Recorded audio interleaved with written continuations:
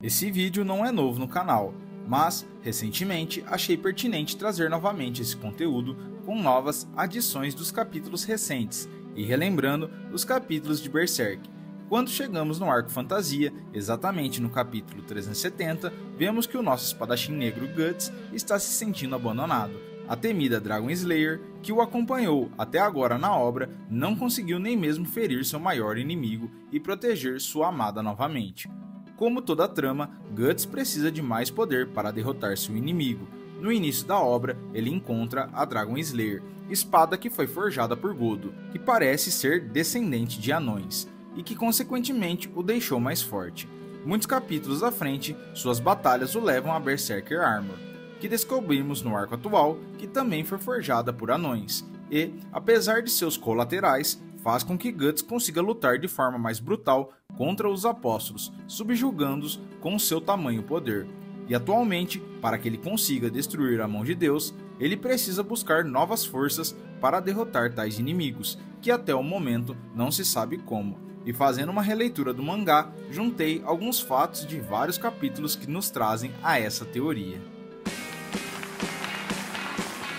Fala galera, Léo Bertolucci aqui, espero que vocês estejam muito bem e hoje trazendo um vídeo sobre Berserk falando sobre como Guts irá ficar mais forte para enfrentar a mão de Deus. E se você, assim como eu, é fã de mangás e animes, já clica no botão de se inscrever, ativa as notificações, já desce o dedo no like e bora pro vídeo. Com o passar do tempo, vemos que a Dragon Slayer não é mais a mesma do começo da obra. De certa forma, ela evoluiu após matar tantos apóstolos. No capítulo 366, passou despercebido por muitos, porém Guts conseguiu cortar um fio de cabelo de Griffith em sua forma humana. O que ficamos na dúvida é, a Dragon Slayer já está pronta para matar um deus ou ela precisará evoluir e atingir um novo patamar? Para quem quer acompanhar essa teoria, voltemos no capítulo 203 do mangá, que nos mostra a bruxinha Shirk entregando artefatos mágicos a seus companheiros, logo antes de irem a uma vila que está sendo atacada por Trolls. Guts, por sua vez, recusa os artefatos oferecidos e diz que apenas sua Dragon Slayer é o que ele precisa. E quando a Shirk olha para a espada, ela percebe que a mesma está com uma sombra escura. Logo adiante, no capítulo 220, no resgate de Casca e Farnese que foram raptadas por Trolls e levadas para o reino astral de Qliphoth, Guts se encontra com a manifestação física de Slann, um dos deuses da mão de Deus, através de corpos de Trolls mortos. Nesse ponto, o Cavaleiro Caveira chega no local e ele diz para Guts não hesitar, que com sua espada é possível ferir Slann em sua forma física naquele momento, pois sua espada estava forjada com maldições por ele ter matado muitos apóstolos e monstros, e Guts crava sua espada no peito de Slann. Teoricamente não era Slann que estava ali no momento, sua forma astral estava em outro lugar, mas mesmo nessa forma, somente uma espada com uma gigantesca maldição poderia detê-la. Até nesse momento da história, não é possível chegar a conclusão nenhuma do porquê a espada de Guts, a Dragon Slayer, estava envolta dessa sombra de escuridão, e nem porque ela se tornou uma espada diferente de qualquer outra utilizada na obra. Quando lançou o capítulo 346, quando nossos sobreviventes chegam a Elfheim, um ancião dessa terra explica sobre o quinto elemento em Berserk, que são chamadas de baritas, que são elementos que se unem a outros elementos e podem dar peso a tudo. Ele conta que quando há muitas baritas juntas, elas são capazes de escurecer os céus, deixar pessoas com depressão e obsessivas. Entretanto, tudo que Godfrey relata nos faz chegar a várias interpretações, fazendo pensar até nas baritas no momento do eclipse. No meu ponto de vista, o que se traz de grande realidade para tudo isso que falamos é Godfrey diz que as baritas produzem coisas como depressão e obsessão na mente, o que seria de alguma forma a resposta da sombra que Shirk vê na espada gigante, e o que o Cavaleiro Caveira já sabia disso naquele momento em Qliphoth. Se nós voltarmos no tempo, após os acontecimentos do eclipse, Guts pega a Dragon Slayer e sai matando tudo que vê pela frente em busca de sua vingança. E é um dos pontos mais sombrios do espadachim negro, e todos esses sentimentos como raiva, depressão e obsessão foram se enchendo até que no capítulo 118 somos apresentados à besta das trevas. O que podemos concluir disso tudo? Falar que até agora nada de concreto, mas o que tudo indica é que a sombra ao redor da Dragon Slayer pode ser formada por baritas que foram se fundindo à espada através da morte de milhares de apóstolos. O olhar da Shirk, a fala do Cavaleiro Caveira, a explicação de Gadfrin nos trazem a essa direção. E com o aparecimento da Besta das Trevas após a matança que Guts fez com a espada, fazem nos pensar que estamos no caminho certo dessa teoria. A Besta das Trevas é a personificação das baritas que foram criadas através dos sentimentos de Guts de raiva, depressão e obsessão, e todos os seus problemas mentais no qual ele passou. E essa forma é devido à quantidade de baritas presentes na espada. No mangá, vemos que Guts usa suas emoções negativas como propulsor para suas batalhas contra os apóstolos e monstros, e isso sempre esteve presente em Berserk. Antes de viajarmos nas ideias de transformar a Dragon Slayer em uma God Slayer, temos alguns pontos importantes que são vistos nos capítulos 215 e 251. Primeiro ponto é que Shirk afirma que as criaturas de pesadelo e fantasia são um produto da consciência humana. A Besta das Trevas está na consciência de Guts em seus pesadelos e ela age antes de afetar suas ações. Shirk explica que a magia pode ser praticada de diversas formas. Ela fala que o mundo astral é composto de vontades e poderes e as almas vagantes dos mortos, e a Besta das Trevas se encaixa nisso, pois caso a pessoa perca o controle de si, ela pode ser possuída, assim como a Besta das Trevas possui Guts, e como Shirk quase foi engolida pelo espírito das raízes apodrecedoras. E o maior aprendizado é que para usar um poder como esse, é preciso saber que quando você olha para a escuridão estará olhando de volta para você.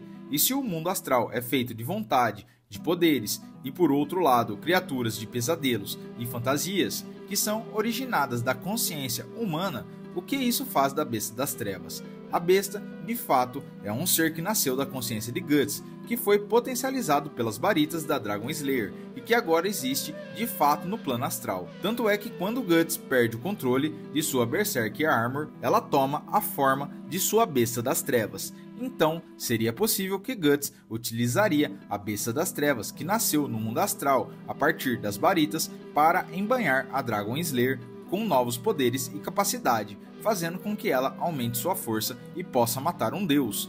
Assim como a Berserker Armor é potencializada pelos sentimentos sombrios, a Dragon Slayer começaria a agir da mesma forma, o que faz todo sentido levando em consideração toda essa temática da obra. E agora, com os eventos recentes dos capítulos 374 ao 380, essa teoria ganha ainda mais força e, ao mesmo tempo, enfrenta novos desafios. No capítulo 374, vemos Guts em um estado mental completamente diferente do que estávamos acostumados.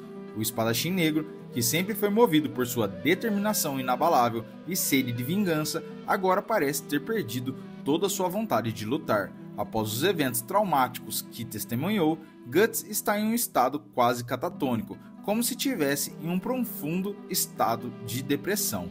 Ele mal reage quando é confrontado, e o mais alarmante, a Dragon Slayer não está mais com ele. Pela primeira vez desde que obteve a espada, Guts e a Dragon Slayer estão separados, o que simbolicamente representa o quanto ele está desconectado de sua própria força e propósito. Nos capítulos 375 e 376, vemos que enquanto Shirk usa seu corpo luminoso para tentar alcançar Guts em seu estado mental fragmentado, a Dragon Slayer permanece abandonada, como se também tivesse perdido seu propósito. É interessante notar que, mesmo sem seu portador, a espada ainda mantém aquela aura sombria que Shirk havia notado anteriormente, sugerindo que as baritas continuam presentes e ativas. O capítulo 377 nos mostra algo ainda mais intrigante. O berrelite que Guts carregava consigo desde o início de sua jornada também não está mais visível. Isso levanta questões importantes. Onde está o berrelite agora? Foi perdido durante a batalha? Ou será que, em seu estado de completo desespero,